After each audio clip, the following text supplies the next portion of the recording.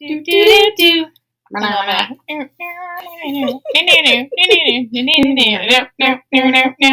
weird. Let's get weird. All right. Welcome to episode 5? 4? Are we on 4 or 5? I can't remember. I don't know anymore. Episode question mark Yes. of Weird Shit Wednesday. I am Kelly. I am Carson. And we're going to get a little weird. Yes. But lovey-dovey weird. Ooh. Because it's Valentine's Day. Boo. Meh. Unless you, have a person, then okay, it's fine. It's okay. But who needs a significant other when you have awesome gal pals? Exactly! We are recording this on Galentine's Day, which is the day after Valentine's Day, when all the chocolate is half price. And that's really what's all that is important. I mean, That's the best part of Valentine's Day. It's half price chocolate the day after. Absolutely. And, literally any day after the holidays when all the holiday-themed candy goes on sale. Oh, yeah. That's the best. 50% off chocolate is never a bad thing. Nope. So, fun fact today, we are recording in front of a live studio audience. Woo! We have our good friend Victoria here who's hanging out for Galentine's Day. She's staying on task with her paper. Yes, she's got this. But we have a live laugh track, so if you don't laugh when she laughs, you're listening to us wrong. Yes. So if you hear random laughter, it's not a spooky spirit, which would also be on par. Yes. It's just the lovely Victoria. Woohoo! Yay! Okay, should we dive in? Let's do it. What? Do you want to start or do you want me to start? I think you started last time, so I think so too. I can dive in as well. So let's do it. So we had decided, since we're doing Valentine's Day, kind of loosely theming it around lovey-dovey stories and things based around that. So I had some fun with this one because I didn't want to go into Cupid and your stereotypical mythology with it. But we are touching back into more mythology. Woo-hoo. This time we're going to Ireland, which is super fun because that is where a lot of my heritage is from. And this Irish god gets referenced a lot in one of my favorite books. Ooh, okay. I love a good book. Yes. If you're a big fan of Irish mythology, I super recommend any book by Juliet Marillier or I can't remember her name. I'll think of it later. But both these two authors do a really good job of doing retelling of Irish folklore. Cool. And still setting it in the that time frame of 1600s, and it's it's fantasy, it's adventure, but it's super fun just retelling it. And all right, I will have to check it out. I super recommend it. So for my creature feature, we are focusing on the Irish deity of Angus Og, also known as Mac and Og. He is a prominent deity from Irish mythology and is often referred as the god of love, youth, and poetic inspiration. Aww. Yeah, so that's how it fits into our Valentine's Day theme. So Angus Og holds a significant place in the pantheon of the Tuatha De Danann, which is the Irish version of the Greek pantheon. Okay, that makes sense. Yeah. His tales are rich with enchantment, romance, and magic, painting a vivid picture of ancient Irish beliefs and culture. Cute. Angus has kind of an interesting lineage, and how he came about a little scandalous. Ooh, we love a scandal. Mm-hmm. He is the son of the Dagda, which is the chief god of the Tuatha De Danann. Okay. And Boanna. So he's like Zeus. Yeah, exactly. Okay. He's like the son of Zeus. Okay. Yeah. So Angus, he's the son of the Dagda, and Boann, the goddess of the river Boyne. The story of his conception is one that is most intriguing in Irish mythology because of the scandal. Mm-hmm. The Dagda had desired Boann, who was married to a different Irish god, I believe it's Nectan, is how you pronounce it, to be with her without causing suspicion. The Dagda had made the sun stand still for 9 months, making it seem like a single day. During this time, Boann conceived and gave birth to Angus. This miraculous birth, then wrapped in the folds of time manipulation, it highlights Angus's extraordinary nature from the very beginning. And that's some dedication. Yeah, he's I really want to boink this woman. Let me just hit pause on the entire cosmos to make this happen. Literally, just like, oh, we're going to make 9 months in like one day so I can get my jollies off and happen to get a kid out of it and no one will be none the wiser. I mean, that's some real dedication. Really? Like, that's devotion. Like, she must have been one hell of a woman. I bet she was. Right. So Agnes is, his residence is known to be around the Bruna Bonnier, and this is the most iconic and ancient monument in Ireland. It's also known as Newgrange. This Neolithic structure is thought to be older than the pyramids of Egypt and Stonehenge. I have not been to this location yet, but it's on my bucket list. Oh, we will definitely go. Yes. According to mythology, Angus Og won the Bruna de Bonnie through cleverness. He had tricked his father, the Dagda, into giving him the land by asking to reside there for a day and a night. Once the Dagda agreed, Angus claimed that since a day and a night symbolized all time, the Bruna na Bonnie was now his forever. So he's quite clever. So turned Dad's tricks right back on him. Literally, he's like, you can play that game. Exactly. Yeah. So the way he kind of took over this piece of land in Ireland is kind of what gave Angus a reputation for his like wit and intelligence. So not only is he poetic and romantic, he's smart and clever too. Angus is often depicted as a youthful and handsome figure. He's often accompanied by 4 birds. These birds are said to be manifestations of his kisses that symbolize love and poetic inspiration and frequently appear around his head. His association with birds highlights his role as a bringer of love and joy, spreading these feelings wherever he goes. Cute. He's also closely associated with the harp, an instrument that epitomizes his connection to music and poetry. Angus's harp is said to produce the most enchanting music, capable of soothing hearts and inspiring profound emotional responses. Through poetry and music, Angus Og communicates that the deepest aspects of human emotions, making him a beloved figure among poets and lovers. So he's a man of he's a jack of all trades. Yeah. I like it. He's into music. He's creative. He's smart. He's sensitive. Can we find a real life version somewhere? Yeah. Where's my modern day Angus Og for my gal Kelly here? Yes. Must be handy with a wrench also. Yes. Just saying. That's a requirement for dating me. That's a must. You must either be able to fix my house or my car. Otherwise, don't waste my time. Yeah, I love it. Yeah, so that's kind of like the broad view of Angus Og and what he's known for. Very cool. I have one of the more famous tales that kind of solidifies his own personal love story. Diving in, this is the story of Angus, or the dream of Angus. In this story, Angus dreams of a beautiful maiden who visits him every night but vanishes each morning. Enchanted and love-struck, Angus falls ill with longing. His mother Boann searches all over Ireland for the maiden, but to no avail. Finally, after a year, the Dagda is called upon to assist with the search. With the help of the Bov Durg, the king of the Sidhe, which is the fairy folk, of Munster, they discovered that the maiden is Caer Ebonith, a swan maiden from Sidhe. So it kind of gets into the Swan Princess a little bit. That's where love that movie as a kid. This is kind of where that tale originates from. Oh, I love that.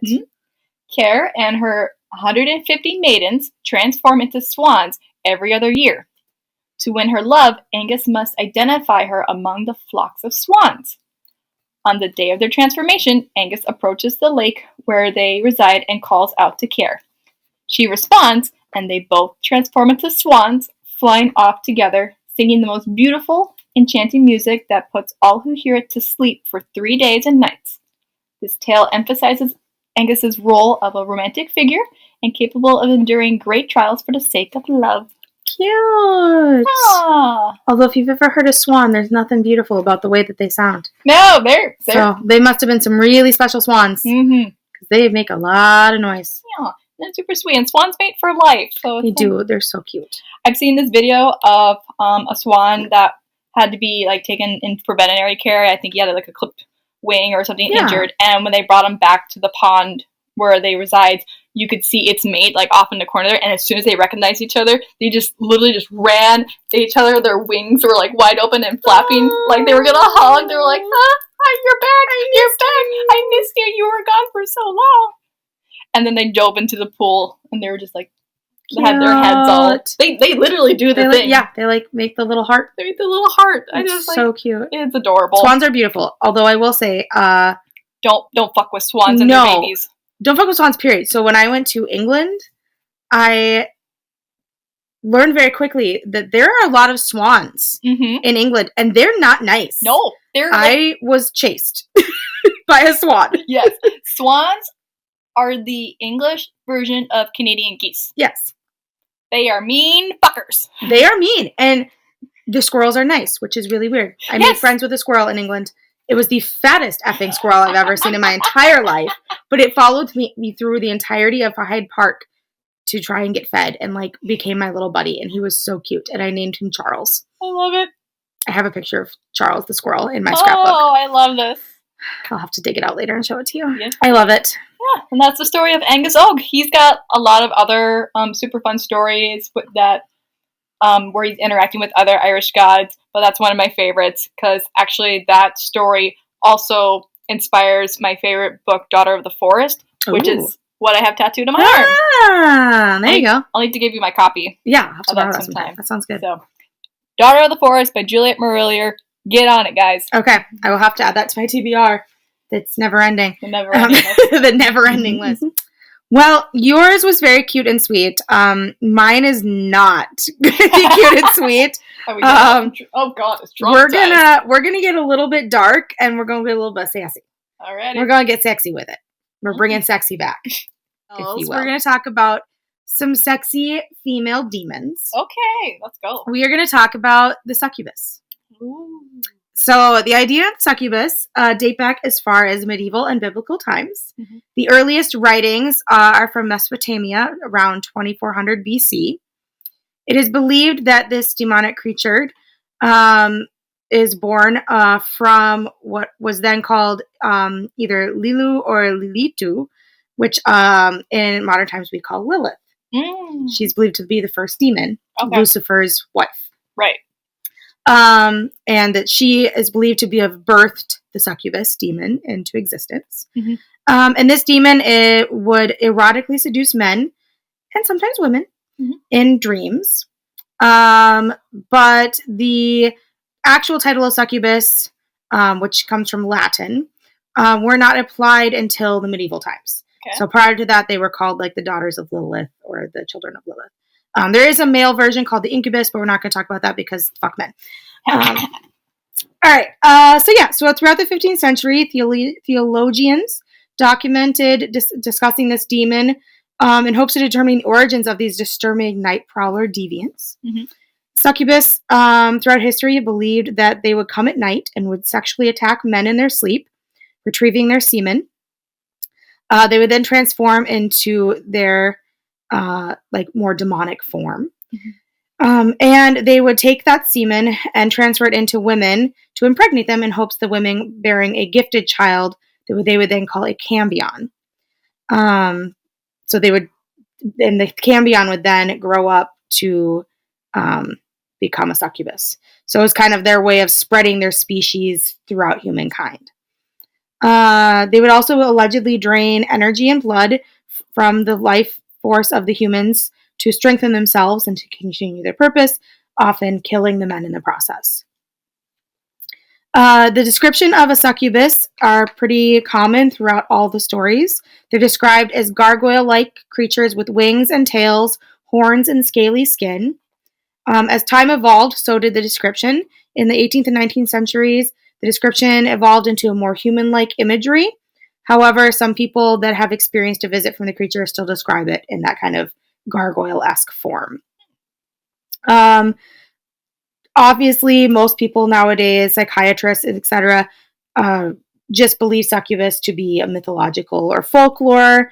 They don't actually believe anymore that they're real beings like they did back in the day. Mm-hmm. And that often these dreams can be kind of explained away by like different psychoses and like sleep disorders, etc., or other forms of mental struggle. But yeah, a lot of times they're believed that they're actually more like lucid dreaming during like sleep paralysis. So modern times we have sleep paralysis, that succubus and incubus were actually like sleep paralysis demons. They get visions during that. Things that you see like when you're stuck in your brain's like in that half asleep, half awake state of mind. Which is terrifying. Yeah. For sure. I got insomnia, but thank God I don't have sleep paralysis because I don't think I can handle that. Yes. But a lot of media really loves the idea of succubus because they are featured quite prevalently in any like supernatural or fantasy-esque like TV, movies, books, etc. In modern times, they are quite often represented as a beautiful seductress or enchantress with very like voluptuous bodies, long wavy hair, silky skin, flawless curves. They quite often are depicted wearing like leather costumes to kind of represent that like scaled gargoyle skin, and are very like sexually aware of themselves and very like open with their sexuality, which like, hey, more power too. I love it. It's like siren kind of vibe. Yeah, they kind of cross over with the sirens quite a bit. They just come from different mythologies where like the sirens are definitely more in like Greek mythology. These come more from like Latin and Arabic mythologies. Okay. So, but very similar like vibes for sure. Cool. Yeah. So from the beginning of their legend through medieval ages, they were considered like very insidious, deformed creatures.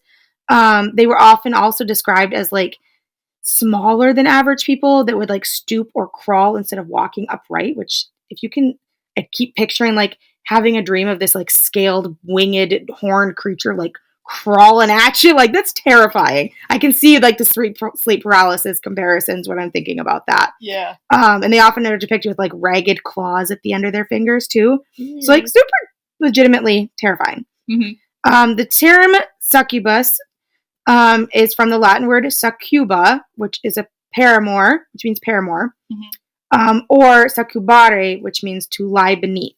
So like their victims lie beneath them. Gotcha. And it describes the being's kind of sexual position related to the position that they would infect their victims from. And that's kind of how the word came today. Okay. So these she-demons have intense charisma and seductive power. It's said that if you are under their spell, you are unable, there's no way to resist. Like once they've got their eyes set on you, like you're doomed. They're coming for you and there's nothing you can do. They're rumored to be very sneaky, controlling, and malicious. And that while they are described as being sex crazed, they have no interest in pleasing men. They are simply using them to procreate and to further their lineage and to create more she-demons, which, more power to them. Her body, her rights. Yes. So her body, her choice. Yes, exactly. We are pro succubus in this house. So there are a couple different mythologies that have similar demons that they kind of depict in the same way. In Jewish mythology, there is the Zohar, which is very similar. And then there's also the in the Jewish satire, the alphabet of Ben Sira. They talk about Lilith, Adam's first wife. And then they say that she became a succubus and like the first succubus. So after she left Adam and returned to the Garden of Eden, they believe she mated with the archangel Samael. And that is how the first succubus was born. Did they do a Supernatural episode on this? There was not a succubus in Supernatural. Okay. There was a siren. Right. But there is an episode of Charmed that did a succubus. That's where I'm switching. And they had to like cut off her. Yeah. She like stuck her tongue and it was gross. Yeah. It was really gross. But yeah. But yes, there's also in Angel, the TV show Angel, there was a succubus. Okay. Also, but that one was more of like a combination of succubus and incubus because it could take form of any gender. Okay. It wasn't male or female. A little androgynous. Yes. We love a non-binary queen. Or a gender fluid queen. Yeah. I love it. So, like I said, the male counterparts are called incubi or incubus. And they do the same thing, but they're just males. Gotcha. So, throughout history, priests and rabbis have tried to curb the power of succubi over humans. Although they have learned that not all succubus were malevolent. According to Pope Sylvester II, he was allegedly involved with a succubus named Meridiana, who helped him achieve his high rank in the Catholic Church. And before his death, he confessed his sin and died repentant. Apparently was getting it on with succubus. All right. More talk to you. With a name like Sylvester, they shouldn't have trusted him to begin with. According to the Kabbalah and the School of Rashba, the original 3 queens of demons all were the cohorts with Lilith that helped create the succubus as well. So that's kind of another way that they were created there. There's a lot of origin stories. But I did find a couple case studies. So there was a really cool website I found that talked about modern day case studies on people who believe they were visited by succubus in their dreams. So I did find there was 2 case studies here, so I figured I would read those, and we can determine ourselves if we think a succubus visited these people or if they're just having weird dreams. Okay. So case number 1, an 18-year-old male from middle socioeconomic status who had no family history of mental illness presented with an insidious onset and continuous illness of 3 years duration, characterized by delusions of persecution, delusions of reference, delusions of grandiosity, delusion of control, auditory hallucination of commanding and discussing type, thought broadcast apathy, poor self-care, and marked socio-occupational dysfunction. In addition to the symptoms listed, he elaborated about someone having sexual intercourse with him against his will. On mental status examination, the patient appeared to be very much distressed with his psychopathology. He described the phenomenon of auditory hallucinations. In addition, the patient explained that at night, when he would go to bed, he would feel the sensation of being touched by a female, who he described as a good-looking woman. He would be able to feel his private parts being touched, leading to erection and ejaculation. As per the patient, he did not want this experience, but it would happen again and again, and he would feel guilty about it after. Occasionally, he would get up from the sleep after the experience and remain distressed and fearful. In his explanation, he had a strong belief that a witch was doing so, but he would not be able to point to the exact figure of the witch. His cognitive functions were intact, and he had poor insight. Interesting. Yes. The way you're describing it, it sounded like he's maybe having a schizophrenic episode, right, or maybe a really, really severe bout of mania, like a manic or BPD. Yes. A little bit. But that mixed with maybe some sleep paralysis. Yes. And it did say on the bottom here that he has no history of narcolepsy, insomnia, hyperinsomnia, sleep terrors, nightmares, or any sleep-related movement disorders. How old is he? What did it say? 18. Okay. Interesting. Because I know from a little bit that I can remember from learning about bipolar and schizophrenia. Usually symptoms, that's kind of when... That's the age that schizophrenia usually develops by 22, right? Yeah, right around there. That's the median age for it. So right around there is when symptoms start to occur. So maybe he's just having his first bout of schizophrenic tendencies. Yeah. Yeah. Oh. Interesting. So case number 2 is a little bit older. 24-year-old male who's been using cannabis in dependent pattern, presented with an insidious onset and continuous illness of 2 years duration, characterized by delusions of love and auditory and tactile hallucinations. At presentation on mental status examination, he was untidy and ill-kempt and had blunt affect. However, there was no formal thought disorder. When asked about his psychopathology, he described the voices he heard as one of his female teachers, who would express her love towards him in the conversations heard as part of his auditory hallucinations. He also described the tactile hallucinations of the same teacher. He described this as a sensation of vibration, which he would feel all over his body, more so in his thighs and genital region. This would occur mainly at night, when he'd be fully awake or asleep and alone. He would feel aroused and simultaneously hear the voice of his teacher claiming to be responsible for these sensations. As per the patient, he would hear that she is in deep love with him and wanted to have intercourse with him, and would feel himself being touched. In the process, would have an erection. He would be unable to describe exactly how she could do this, but was convinced that it was she who was doing so. He also believed that his body was under the control of this teacher who forced him to indulge in these activities against his will. He would deny drawing pleasure out of the activities and would say he was not able to avoid the experience. This experience was not associated with any active cannabis use or abstinence from cannabis. At the time of the mental status examination, his cognitive functionings were preserved and he had poor insight. Interesting. This one's not as, has, as clear of, This one comes with diagnosis. Oh, it does? Okay, yes. Yeah. This one I'm having a little bit more of trouble, pinpointing, where this could be coming from. That's interesting. Clearly he's got some stuff. He's got some stuff to work through. Yes. Well, according to this psychologist, he was eventually, due to his symptoms, he had to discontinue education and become homebound.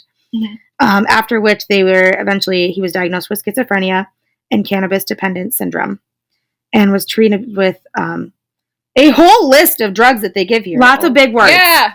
All the drugs. He was given all the drugs. All the drugs. That's what we're going with. But he showed 40 to 50% improvement in auditory hallucinations, but no change in the tactile hallucinations. Curious. Yes. So interesting, that these creatures from 2400 BC, I mean, as old as Adam and Eve, biblical times, if you believe in such things, mm-hmm. are still prevalent in to the point where she's doing case studies, interested in studying this phenomena in today. These are from, I think this was from 2002. Okay. So not that long ago. No. But yeah, it was kind of cool. Neat. Sexy demon women. Sexy demon women. Woohoo! Yeah, that was my creature. Ooh. All right, should we venture into the world? Yeah. All right. The great wide world. I don't know. I don't like the world right now. I don't love. Well, just this part of the world. There are other parts of the world that are quite lovely still. This is true. Our little corner of the world can just F right off unless you fix yourself. Or Canada, please adopt us. Yeah, Canada can you take us? Yeah. It'd be nice. Please. Save us. Please and thank you. I'd be Canadian. I like Canadians. They have good snacks. Yeah. Their maple syrup. Oh my god. I like maple syrup. They have all dressed chips. Tim Hortons. They have coffee crisp. Yeah. I love coffee. All right, where are you taking us in the world? Okay, so we're not really going anywhere this time around. Okay. We're getting a little sciencey. All right, okay. So we're not going somewhere. Yes. But you're gonna make me listen to science. This doesn't sound happy. No, it's interesting. So okay. Here's was my train of thought. I was trying to figure out if something okay, what's going to tie into the Valentine's Day theme or the lovers theme, loosely around that, and then lovers made me think of people that are super close, and then twin flames, and then my brain got stuck on the word twins. Love it. I learned about twins in my biology course last semester, and I was like, you know what? Let's go into some weird facts about twins. Well, I was supposed to be a twin, so I'm here for it. Okay. My twin just got yeeted at 2 months gestation. So. Damn. It's just floating out there in the universe somewhere. You're probably going, what the fuck? Never mind. That was probably the universe being nope, Kelly is going to be enough for her mother. Oh, they knew that my mom couldn't survive two of us. If it was two of 100%. You, oh my god, this world would be bowing at your feet. Wow, I can statistically, because we were fraternal twins, it would have been a boy, more than likely. Yes. Because my dad, long story short, my dad had already produced a set of twins that were fraternal, and it was a boy and a girl. Gotcha. My brother David, who passed, R.I.P., and my sister Dana. And so, statistically, it would have been a boy. And, no, the world didn't need two of us. Mm-hmm. I'm enough chaos for one. So, tell me about twins. Yes. I would love to hear about twins. Yes. So, Double Trouble Twins edition today. Double Trouble is right. Double Trouble. So, first, I want to start off by getting into the definition of twins and the difference between identical and fraternal. Fraternal. Like you mentioned. I would have been fraternal. Yeah. So, identical twins are also called monozygotic twins, meaning they come from one egg. Yes. And this results, like I said, the fertilization of a single egg by a single sperm and then the fertilized egg splitting into two. Correct. All right. Identical twins, they share the same genomes and are nearly always the same sex. There is very rare occasions where sometimes an identical twin can be the opposite sex, but it's very, very rare. Yeah. In contrast, fraternal twins are called dizygotic, which means they're two separate eggs. So it's the fertilization of two separate eggs from two different sperm that happen during the same pregnancy. Mm-hmm. So that's the difference between the two. And then there's Irish twins. Yeah. You ever heard of those? Yes, but remind me what that means. So, actually, my mother was an Irish twin. Uh-huh. It means that your parent gives birth twice within the same calendar year. Oh, that's right. So they're like 11 months apart or whatever. Yeah. So if like you were born in like January and then your mom gets pregnant like right away, and like then, right after, then yes. So and then has like a kid. The in, term like, Irish twins. Yep. Gotcha. Which my mother and her little brother Russell were Irish twins because they were 10 and a half months apart. Cute.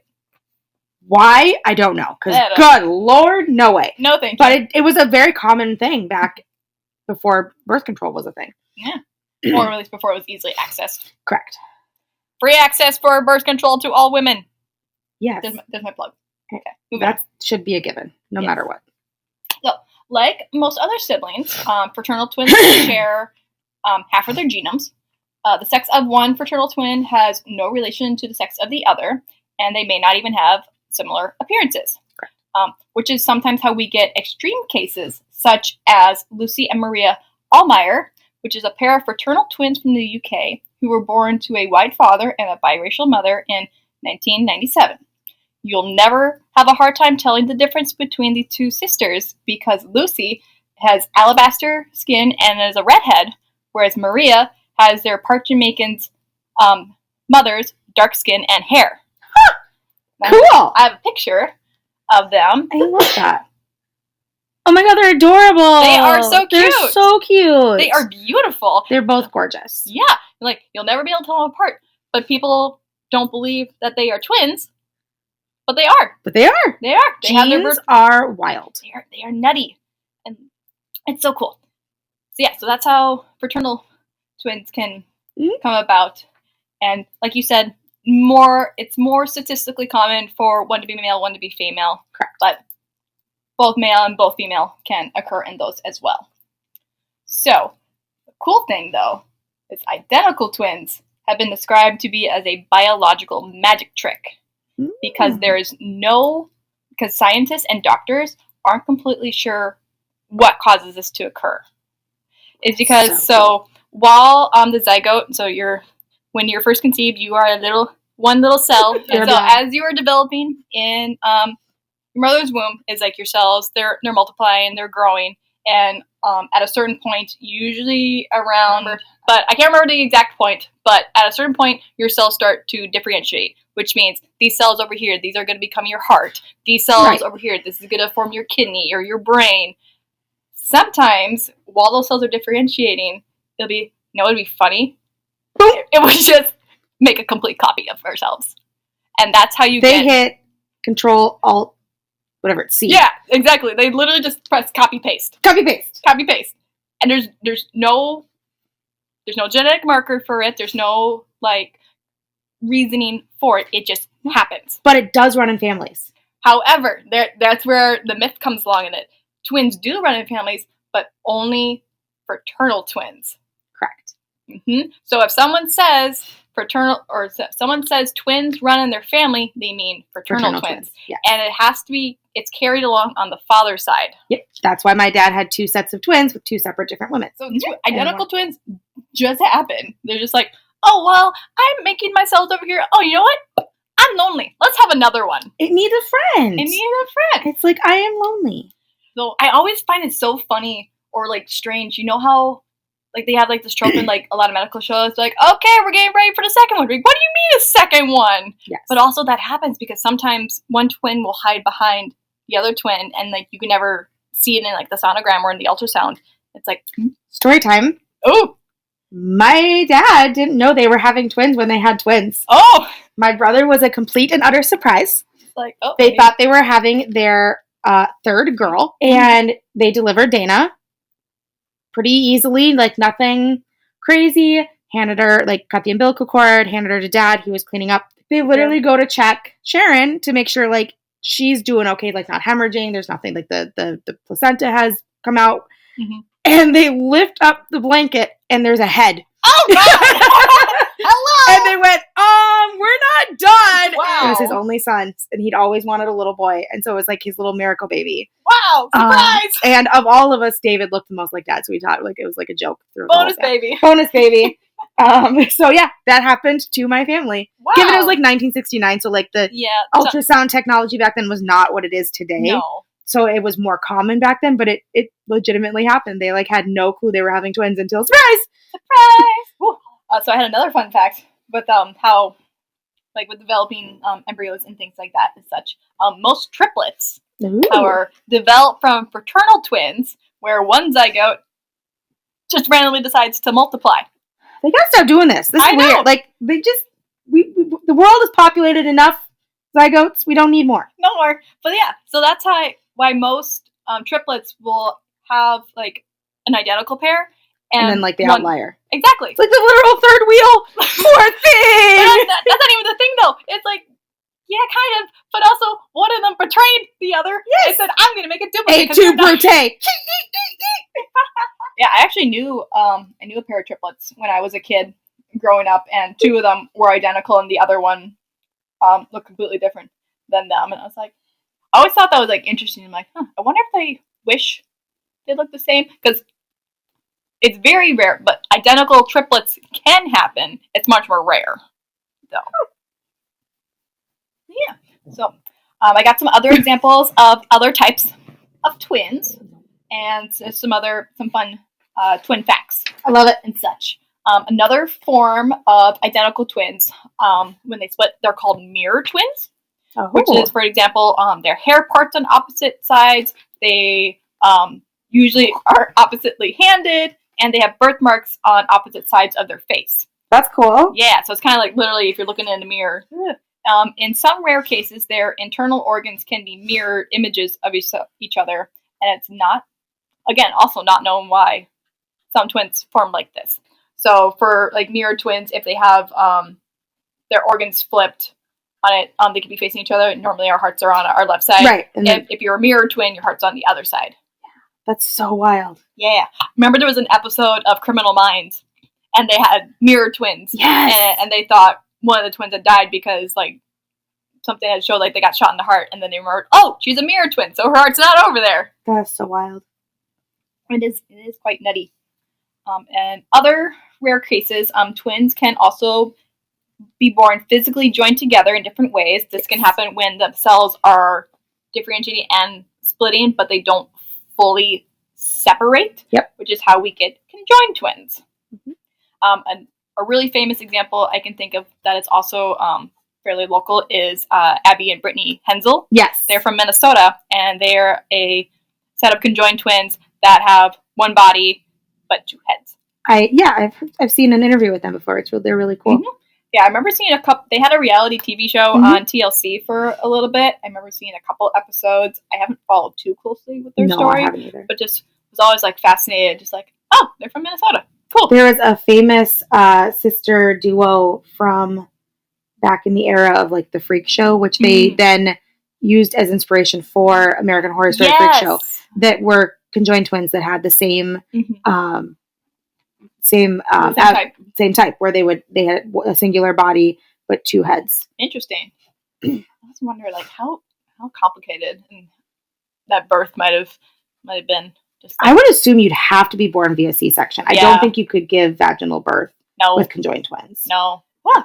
So, along with that, it's kind of funny that you say American Horror Story. We're going to get into some strange and dark stories involving twins, both true and fictional, and just some like weird things along with them.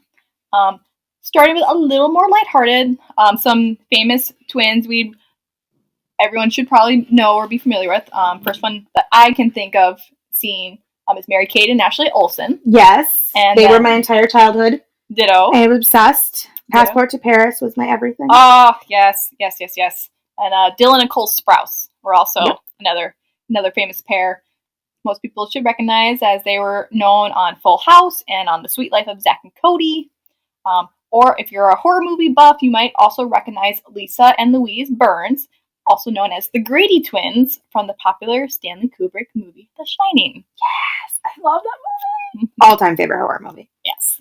Twins are often sought out in the film industry for young children in certain roles as kind of a workaround over our limits for children. Yes. So, because studios and like work unions, they'll put in place like, nope, kiddos can only work X amount of hours based on their age, so that way they're not like being overworked. Child labor laws. Kids still got to go to school.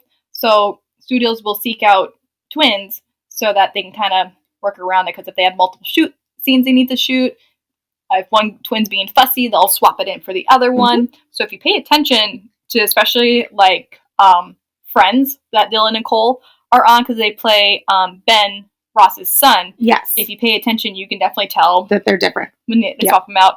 Cole and Dylan, it's a little easier to tell because they have different face shapes. Yeah, even at a young age, they have different face shapes, and they're fraternal twins. They're not identical. Correct. But they're very similar. They are very similar. And then Mary-Kate and Ashley on Full House, it's harder to tell. They're a lot more. They are fraternal. Really? They are fraternal. I thought they were identical. Nope, they are fraternal, but they are very, very similar in features. So it's a lot harder to tell, but I've seen a couple of videos where they point out like the subtle differences between like just like very small features where you can, if you pay attention to like voice syntax and also just some small features on their face, you can tell. And I think as they got older, it became more evident too. Yeah. When they're little bit older, when itty bitty ones, I can't. When they're little babies, you cannot tell. No. Yeah. So that's kind of like the side of like the film business with twins. And I think twins are also definitely utilized a lot in like horror movies because just for some people are freaked out by twins. It's a little unsettling having two people that look very, very similar. There's I haven't finished it yet. I've seen like maybe 2 episodes. I cannot remember the name of it, but it's about these identical twin doctors that will literally switch places.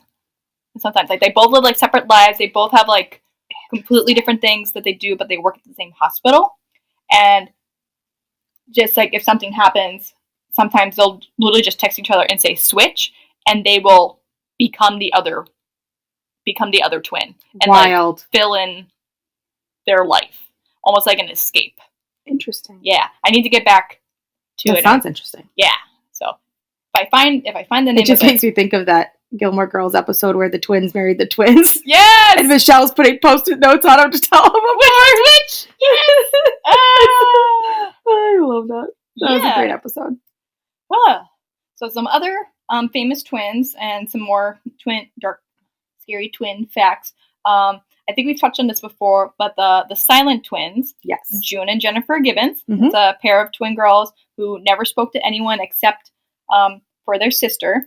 And their story is like super fascinating, and it's a little haunting that involves like arson, hospitalization, possible psychic connections. There's been a ton of podcasts that cover their story. If listeners want to look them up, it's super interesting. They're fascinating. Yeah, when we talked about Folie à Deux. Yes, that's it. Yes. On the sadder side of history and along with true events, during World War II and horrific events during the Holocaust, there was an estimated 3,000 twins that were victims of Dr. Josef Mengelé's deadly genetic experiments. Within Auschwitz, Birkenau, they were exposed to disease, disfigurement, and torture under the guise of medical research into illness, human endurance, and much, much more. Twins were often separated from other prisoners during the massive selections that took place at the camp's massive train platform and whisked away to laboratories to be examined. Mengele usually would have one twin as a control and subjected the others to everything from blood transfusions to forced insemination, injections with diseases, amputations, and then ultimately murder. So just some dark history. Thankfully, there are some survivors, and there is the Candles Project is this organization, like solely their sole purpose is finding those survivor twins and getting their stories and making sure that what they went through does not go forgotten, and that their life and their history lives on. So definitely check that out For sure. if you're into that kind of thing and show that support. Today, there is still twin studies that happen in modern days, but thankfully these are highly supervised, much more controlled, and can provide a lot of insight on different medical, environmental, and social and psychological research, different factors in that. Mm-hmm. So there's actually several sites that I saw in my looking up that parents can sign their children up to be part of like medical studies, but there's like so many waivers and like things you have to sign and be like, Good. You need to understand the risks and this and that and whatnot. So it's much more controlled. As it should be. Yes, absolutely. And then one final twin fact I have to share, and this one's a little more lighthearted. Good. A little lighthearted after Nazis. If two identical twins, so if like two identical females and two identical males were to couple up and marry each other, like one guy, one girl. Yeah. And if they were to have children, their offspring's genetic makeup would make the children more genetically similar to being full siblings, even though they are legally cousins. That's so cool. I mean, it makes sense. Yeah. Because especially identical twins share like DNA. Mm-hmm. So that's so cool. Yeah. I love that. Yeah. So there's some twin facts for Very you. fun. I love it. Well, I'm going to continue lighthearted, thankfully. Woo! We needed a little bit. We were getting a little hair. We got in Nazi territory there for a minute. I was like, oh, here. That's a little too relevant right now, Carson. That's just a little too hard. I thought about it. I'm like, ooh, do I want to go there? But at the same time, if we don't talk about it, we can't make change. Yes. History repeats because people want to just pretend it didn't happen. Exactly. So this is a good reminder. But I took the concept of what in the world literally, and I actually came across this article of different kind of traditions of how to celebrate Valentine's Day or Valentine's-esque celebrations that happen around the world. And I picked the 4 that I found the most interesting and did a little research on them. So we're going to take a little journey across the world in the different ways that are kind of unorthodox ways of celebrating Valentine's. All right. We're going to start in South Korea. Ooh. And South Korea, they celebrate love on the 14th day of every month of the year. But February and March are the biggest and most expensive. Mm-hmm. Valentine's Day on February 14th is celebrated by women giving chocolate to the men that they love. Cute. And instead of returning their favor right away, Korean men then just give chocolate on White Day, which is the 14th of March. Oh. So they return the favor a month later. Cute. So they kind of go back and forth. Yeah, like, hey, you give me chocolate one month, I give you chocolate the next month. Yes. The celebration I'm going to talk about happens 1 month after that, on April 14th, and it is called Black Day. Okay. So we have Valentine's Day, we have White Day, and we have Black Day. Interesting. Black Day is a celebration for singles. All right. It is for those who did not receive treats in the previous month. They then get together to celebrate and eat jjajangmyeon noodles with their single friends. They celebrate it every April 14th. And it is celebrated, like I said, by eating, they're called jjajangmyeon, which are noodles with a black bean sauce. Companies will hold eating contests on this day sometimes for groups or single people to enjoy this noodle dish in solitude. The sauce's black color is in accordance with the day's celebration and name, and is seen as comfort food by many, which fits kind of the narrative of single people maybe needing a little extra comfort. Yeah. Some people on this day will also go out and dress in all black, from clothing to nail polish to lipstick to just wear full black outfits in solidarity. And will often drink black coffee as well as I don't a symbolism. know if I can go that far. I need my creamer. I can get behind a black coffee from time to time. It's not my first choice in how I consume my coffee, but if it's a good cup of coffee, I can do it. That's fair. So initially, the April 14th was seen as a day of sorrow, hence the name Black. It was a day that single people come together to mourn their singleness and drown their sorrows in coffee and comfort food. Mm-hmm. However, modern day South Korea, they have begun to celebrate it and put an emphasis on, and the kind of emphasis or need to be in a relationship has decreased over the years, and that's kind of the trend worldwide, I think. Good. So now Black Day is celebrated as seen as a celebration and an exciting day instead of a day of mourning. Heck yeah. So they will They will also sometimes eat like dark chocolate on this day, anything that's like a dark black color. In its roots, the noodle dish itself, especially jjajangmyeon, I think I'm pronouncing that right. Forgive me if I'm not, but I'm going off what they told me. So it's a dish made of noodles that are imported from China. And they're very similar to like a Chinese noodle dish. They are thick and made of wheat, so they're like a wheat-based noodle. Okay. On top of these noodles, you would be served this. It's a black bean paste mixed with soy sauce, pork, onions, and zucchini. And often includes seafood or cabbage or both. And it is although there are meat-free options as well. And then you would often find on top as decoration, and then like also like a added would be like fresh cucumber and boiled eggs. Okay. Which, it sounds pretty tasty to me, Yeah, not gonna lie. That sounds really good, actually. But yeah, so maybe on April 14th, we will go have noodles and coffee. There we go. But we can add a splash of cream to the coffee. Thank you. For you. Black Day in South Korea. Okay. Now we're going to travel to Estonia. Ooh. Where we are going to celebrate Friends Day. Aww. Since it's Galentine's, I thought it'd be nice. So it says, the article started out by saying, it's what every admirer dreads hearing, especially on Valentine's Day. Let's be friends. But in Estonia, Valentine's Day is called Sobrapev, or Friends Day. People exchange cards and gifts among friends with a cheery, happy Friends Day. Just what you want to hear from someone you've had your eye on for years. They the colors of Sobrapev are red and pink. Mm-hmm. And everything is decorated in those colors, and there's beautifully wrapped gift boxes and ribbons for special treats for Friends Day. Change pages. And then they have special breads and cakes that would be given to the people that you love on this day. They're made with warm, cheerful colors and just full of like bright, sugary details to celebrate. Unlike traditional Valentine's Day, which sometimes comes with expectations and pressure, Sobrapev is all about friendship, inclusivity, and kindness. It's not just for couples. It's for friends, classmates, coworkers, anybody that wants to exchange greetings or heartfelt messages or small gifts, and then spend the rest of the day relaxing and being in like a welcoming atmosphere as you like spend time with the ones you love. They often really enjoy, this is one of the more popular holidays in Estonia. Estonia is really known for being like a very like tech forward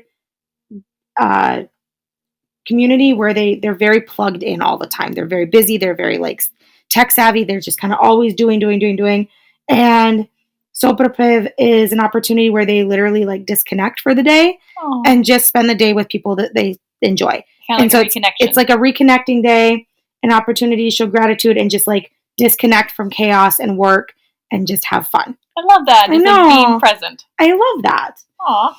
So that was, I thought, one of my favorites. I thought that was really cool. But yeah, next we're going to go to Wales. Ooh. And we're going to talk about some Welsh love spoons. Oh, I've heard of these. I thought you might have. Yes. I love spoons. So the Welsh have their own version of Valentine's Day called St. Dwynwen's Day, marked on the 25th of January. Mm-hmm. So they celebrate a little early, but they celebrate very similarly to how we celebrate Valentine's Day. And that is to celebrate Dwynwen, the Welsh patron saint of lovers. Cards and chocolates and other typical gifts are exchanged, but it is also common to share love spoons, an age-old tradition where Welsh men would carefully carve spoons and present them to the women they were interested in. The designs carved in were symbolic and often had hidden clues. And, for example, you might have like a certain number of beads attached to represent the number of children they hope to have together. Cute. These young men would spend hours carving the love spoon with his own hands in the hope that the girl would accept it. If she accepted the spoon, she would demonstrate her interest in him, and they would commence a relationship, which is the origin to the word spooning. Really? Yes. Oh, that's cute.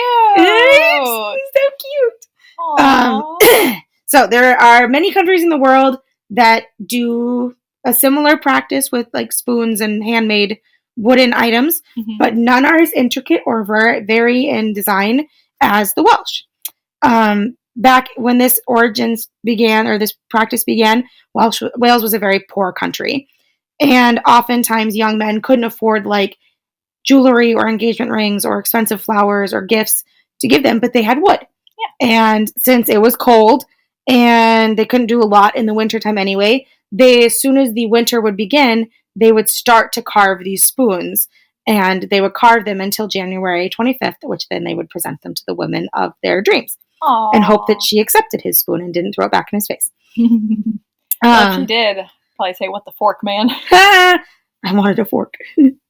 But yeah, so they each of these spoons would represent the carver's love, and they could vary in size from 8 centimeters to a meter in length. Oh, it's a big old spoon, probably for like big soups, big pots. They're actually not functional spoons. Oh, they're more decorative. They're decorative. Oh, is that where we get like those big like fork and spoon like decor that they might in, like be. grandma and grandpa like? That's pot. I don't know, but that makes sense. Okay, yeah, because where I grew up, there's a lot of like Welsh and kind of like Norwegian background, and a very, very common decor item I saw in a lot of kitchens, the big wooden spoon and forks on the kitchen walls. Maybe this is where that comes from. But so the first example of this is the word ilyi, which is spoon in Welsh. And it was first written about in the 6th century by a Welsh poet.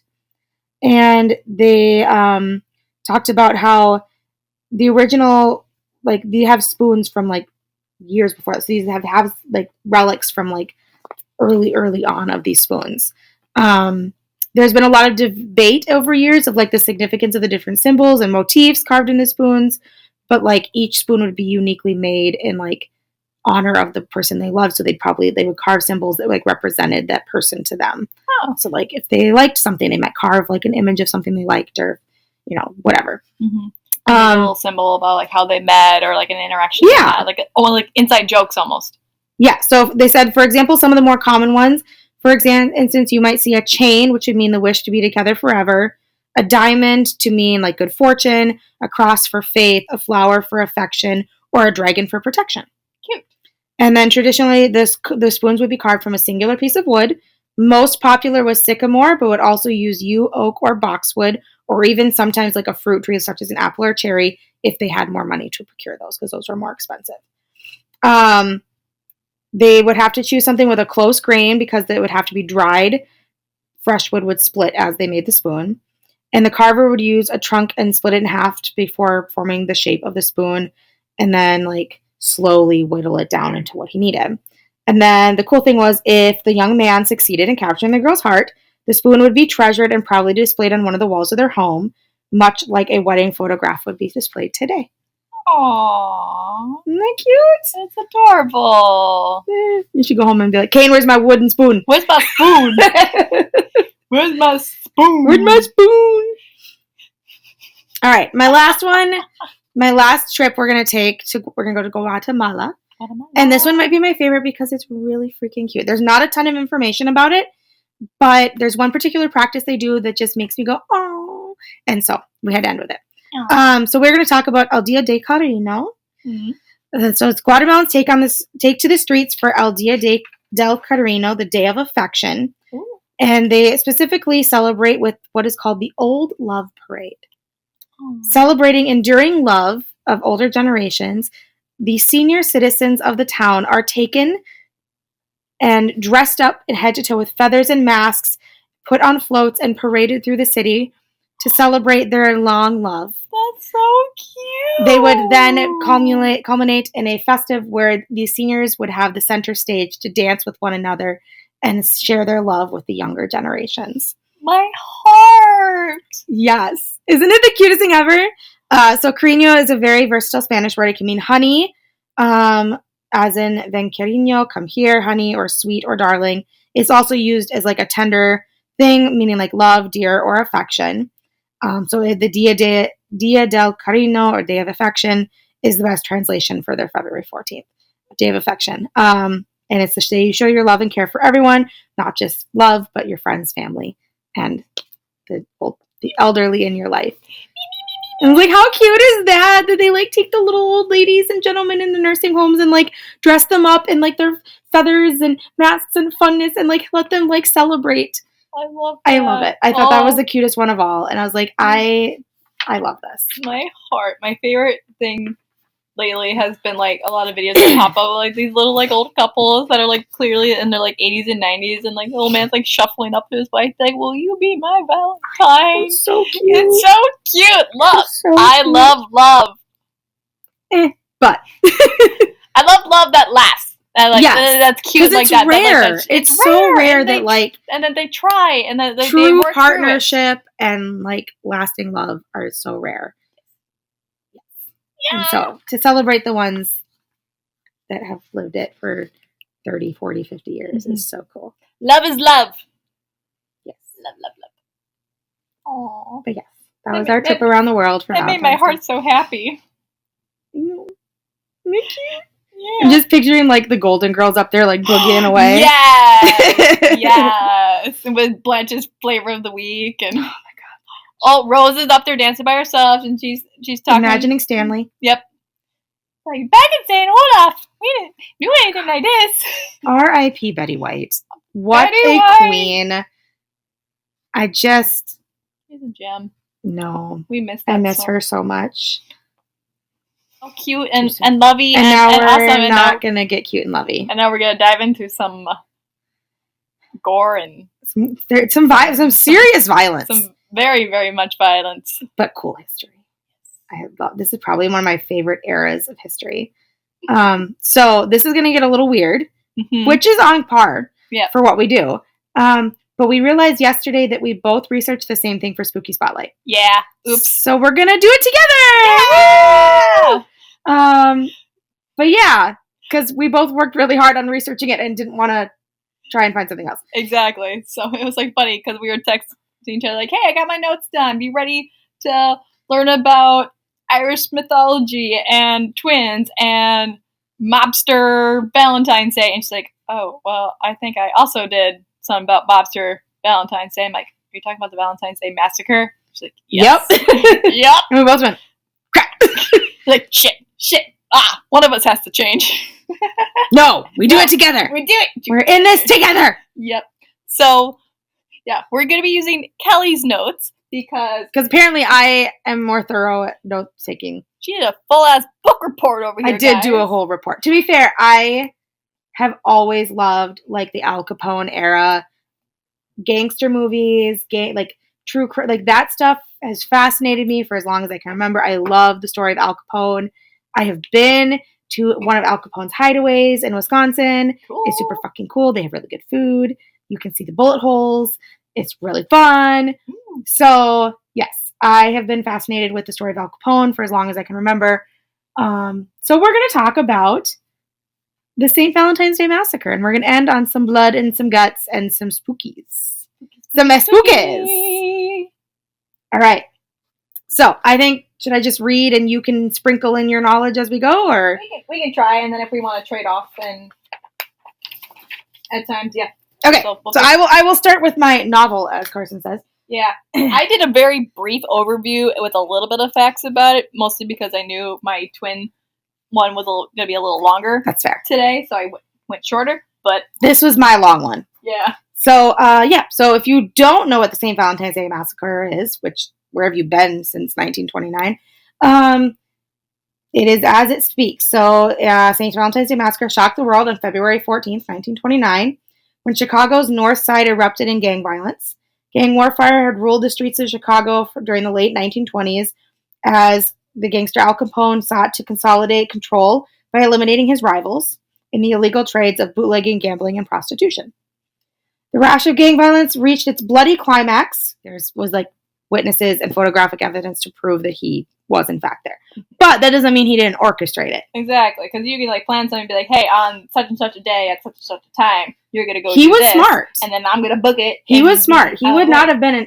He was smart enough to put this all together and then have an alibi. Like, "Hey, I'm in states away. Wasn't me, man." Even though you know for a fact, like, he was responsible for it. Mm-hmm.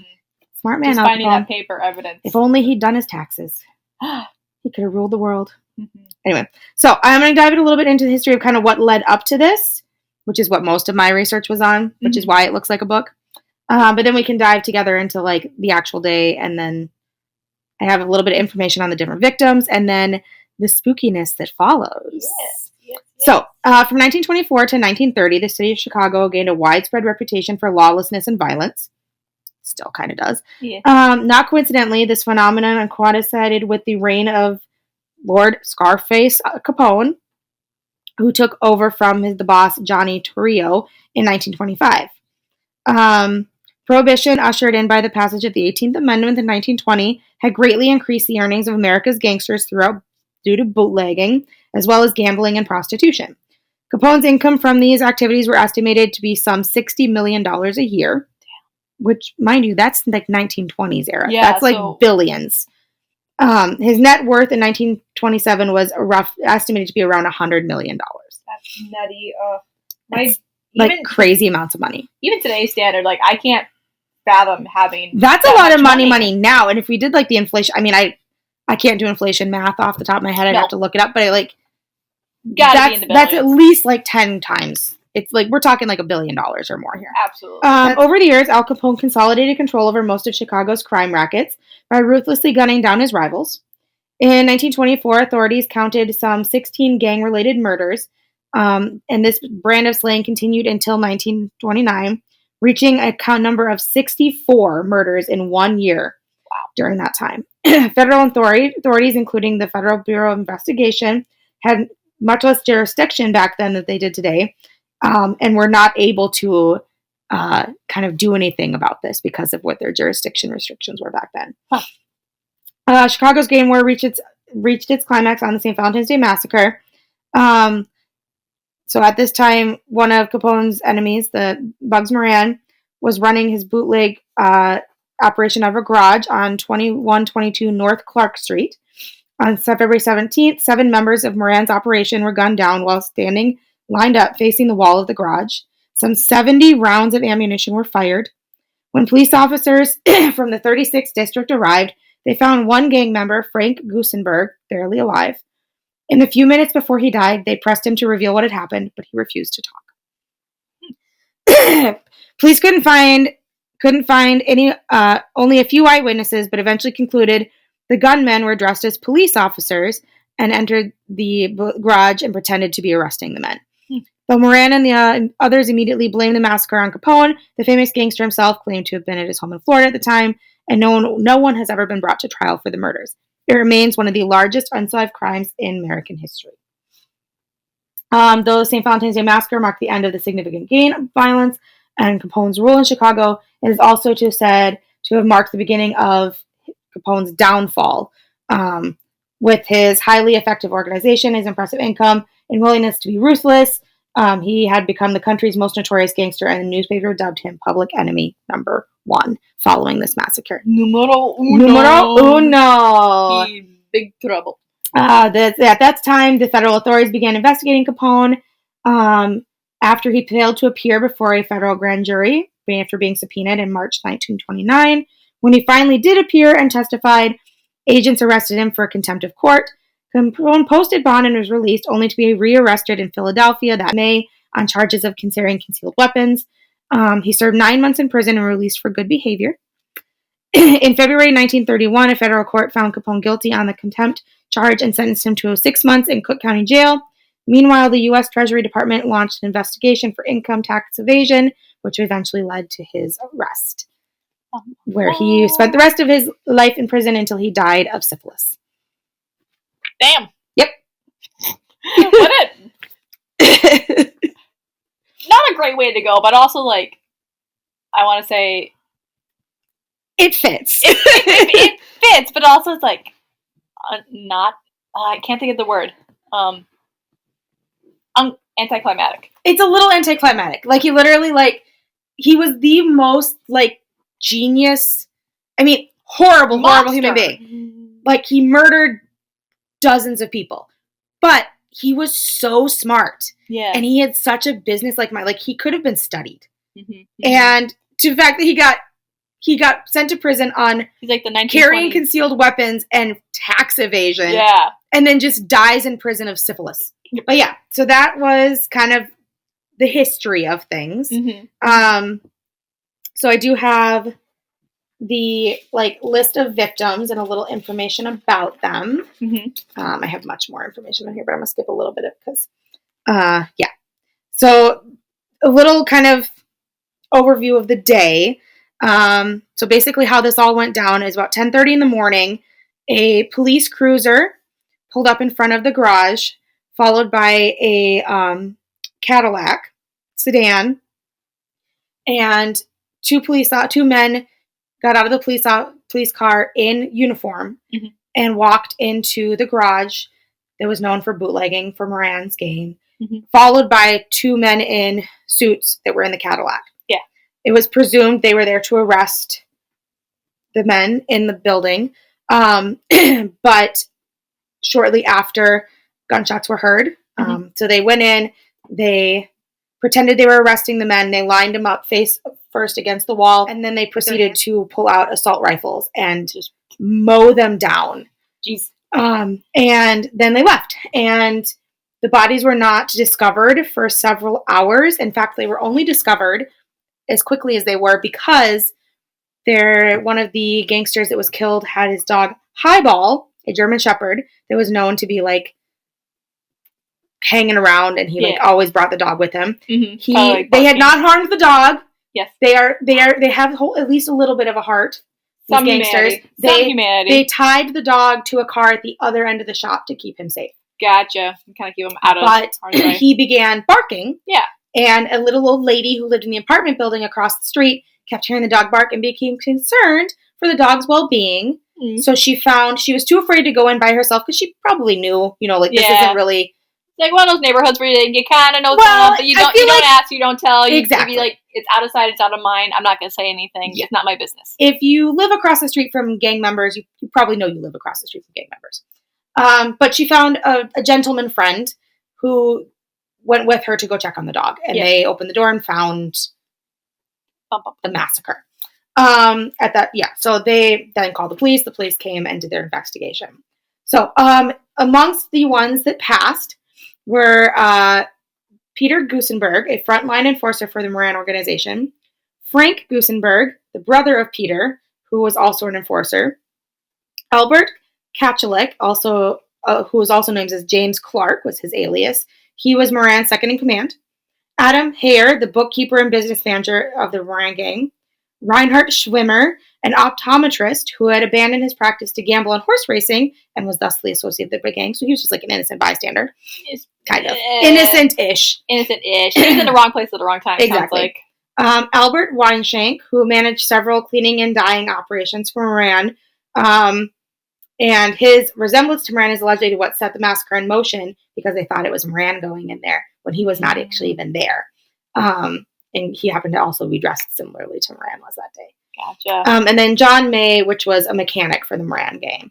So he was also kind of in the wrong place at the wrong time. Yeah, just guilt by association with the wrong peeps. Yes. So yeah, that is like the history of what went down.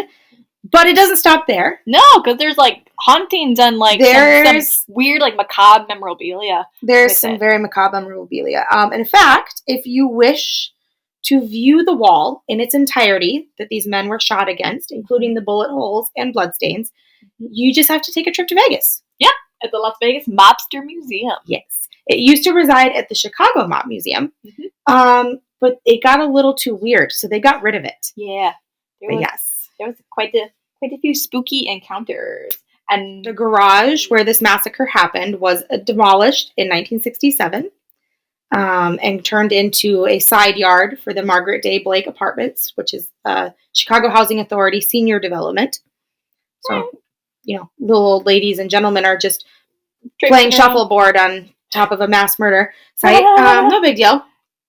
I wonder what they did with the garage itself and like that property before they demolished it. Like, did they leave it abandoned or like? Because I would imagine, like, no one would want to touch that. I'm assuming they did, because there's not any reports of anything prior to 1967. So they probably just left it, and then, like, because nobody wanted it, it's laid there long enough, they just demolished it and literally buried the evidence. Except for not all the evidence, because the bricks of the wall were saved. And when the garage came down, the bricks from the building became a collector's item. It was especially the case if they had blood at them or bullet holes in them. Nope. And very shortly after these became collector's items, stories started coming out about people experiencing weird things after obtaining the bricks. Reports of being haunted, getting in terrible accidents, or having horrific diseases suddenly. And some people began to think the bricks were cursed. Mm-hmm. So the next time the bricks became one again was in Canada, of all places. Yep. Canadian businessman named George Pate, I think is how you say his name. He bought the bricks at an auction and decided to put them. He had a bar in Alberta, I think. Yeah, it was Alberta. Vancouver, British Columbia. Sorry. Vancouver, British Columbia. That was gangster themed. Yep. And he had a bunch of other mob memorabilia.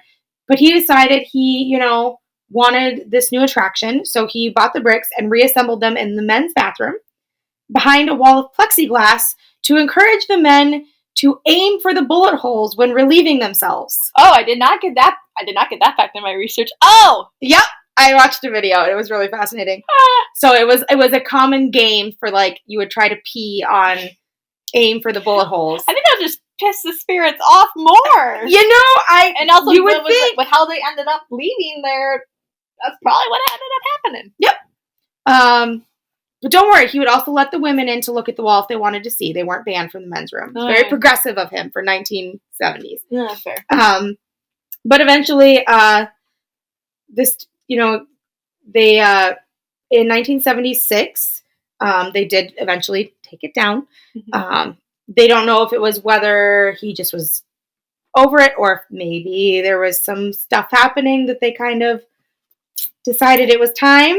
I've had mixed reports of people hearing gunshots and screaming and just weird chills afterward. Yeah, but eventually the bricks were sold off one at a time. When the Banjo Palace closed, it was called the Banjo Palace. That was the name of the bar. Yep, love it. Interesting name for a mobster theme. You're not wrong. I don't see mobsters and banjos on the same. No, I would have something more along with Scarface or something relating to the the bootleg. The bootleg or the bootleg bar or something like that. Something to do with a gun name or something. Yeah. Whatever. Machine gun or Tommy Guns or Tommy. Yeah. Whatever. Anyway, apparently we should be naming bars instead of stupid old British Columbian men. But regardless, so the bricks were sold off one by one, but did eventually 300 of them have been reclaimed and put in the museum in Vegas. But the interesting things, I saw a video, I was watching a video earlier today actually, is the reports that people are making at the museum in Vegas about hearing, the most common ones are hearing gunshots, hearing men moaning and the sounds of bodies falling, and hearing dogs barking, mimic these same noises that are still reported in the field where the garage used to stand today. Oh. So people that live in the elderly apartments nearby, they're still hearing hearing gunshots and dogs barking on a regular basis still. Verify, but any Tom, Dick, and Harry could come up and be yeah, this is here's a bloody brick. Give me money. Here's the brick from the death wall, and it's just a brick they bought at Home Depot and get $300 for it. That's a good question. I'm assuming in modern times they would be able to DNA test the blood on the bricks. Yep, because there's still blood, it's still there. Yeah. And they would be able to and match the caliber of the bullet holes. Yep, match the caliber of the bullet holes, and there's a way of dating. There's a way for dating, carbon dating stuff. Yes, carbon dating. That was the word. Sediment, so they could probably tell how old the bricks are based on sediment content. That makes sense. St. Valentine's Day Massacre. We definitely came full circle back to some weird stuff, but dun, dun. A little love, a little friendship, a little murder. Bang, it's been a wild ride. Bark, bark. Should we dig into the tarot? And decide what next month's topic should be? It will be a fun month because it'll be my birthday month. Birthday month. Maybe for my birthday month, I will share a personal spooky story for one of mine. That sounds fun. I have a few good ones. So, do it. Okay. let's shuffle le tarot. We're using a different deck this time. Oh, that one is backwards. Got a few dislodged because we're sick of getting cups. So we're going to see if we can use a different deck. This was actually a gift from Parsley. We can avoid a cup this time. I'd like something different. Yes, let's mix it up. Maybe give us a major arcana. That would be kind of nice. We've only had the lovers. Mm-hmm. I'd like a few. There's some really fun ones in there that would be really cool to have. Yeah. All right. I think I've got them all the right way now. All righty. One last shuffle, and then we draw. Do, do, do, do. These ones are a little harder to shuffle. Yeah, they're a little thicker. All right. Oh, they're also pretty. They're holographic. They're holographic, which is just all the way up my alley. Oh, she's going all the way. Uh-huh. Right. Okay. I'm going to say now before I flip it, if it is cups, I say we redraw. Agreed. Okay. It is ooh. We did get a major arcana, which I'm very excited about. We got Temperance. Ooh. Which is not only the name of one of my favorite characters from procedural TV, aka Temperance Brennan from Bones, but it is one of the major arcana. So let's just double check my memory here and see what that represents. That's a very cool card. Yes. It's kind of like an angelic feature. She's standing in a pool of water and she's pouring. There's more cups on it. There's got to be cups somewhere. She's pouring from one chalice into another, and it's got a really cool. Oh, it's got some pink lady slippers in the background. Minnesota State flower. Hey. Love that. Okay, so the tarot card Temperance represents a need for balance, moderation, and harmony, often depicted as a figure pouring liquid from one container to another to signify the act of blending different aspects to create equilibrium. It is encouraging to find a middle ground and avoiding extremes in action and decision. It can represent harmony, patience, and middle ground. Ah, okay. Mm-hmm. Maybe some peacemaking creature features in our future, or ones that try to disturb the balance. Yes. I think we can get fun with that one. All right. Well, I believe with that, we have checked out our creepy critters. We've traveled the world. We've spookied some spotlights. Yes. Or shared a spooky spotlight. Mm-hmm. We shared the spotlight today. Ta-da! Maybe we won't next time. Yeah, I think that wraps it up. We got weird. We got wild. I hope everyone had a lovely Valentine's Day if you celebrate. Or Galentine's Day. Or any of the other wonderful celebrations we talked about today. And a reminder, you do not need to wait for a specific day to show your love for people that you care about. Do it every day. Yes, every single day. Yeah. Flowers are pretty all days of the year, not just on February 14th. Hell yeah. And everyone loves chocolate. Hell yeah. So go eat some chocolate, buy someone you like a flower, and we'll see you next month. Yeah. I've been Kelly. I've been Carson. And this has been Weird Shit Wednesday. Bye. Bye-bye.